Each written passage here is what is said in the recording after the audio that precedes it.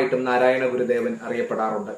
കേരളത്തിൽ വളരെ വലിയ സാമൂഹിക പരിഷ്കരണം നടപ്പാക്കിയ ഗുരുദേവന്റെ പ്രസക്തി ഈ 2024 എന്ന കാലഘട്ടത്തിലും പ്രസക്തമാണ്. നാരായണ ഗുരുദേവൻ നിരീശ്വരവാദിയാണ് എന്ന വിധത്തിലുള്ള ഒരുപാട് പ്രചരണങ്ങളൊക്കെ ഇന്ന് നടക്കുന്നുണ്ട്. അപ്പൊ ഇന്ന് നാരായണ ഗുരുദേവന്റെ ജന്മദിനത്തിൽ ശ്രീനാരായണ ഗുരുദേവൻ നിരീശ്വരവാദിയായിരുന്നോ, യുക്തിവാദിയായിരുന്നോ എന്നിങ്ങനെയുള്ള ചില വാദങ്ങൾ പലരും ഉന്നയിച്ചു കണ്ടു. ധാരാളം പേര് വ്യക്തിപരമായി എനിക്ക് മെസ്സേജുകൾ അയച്ചു.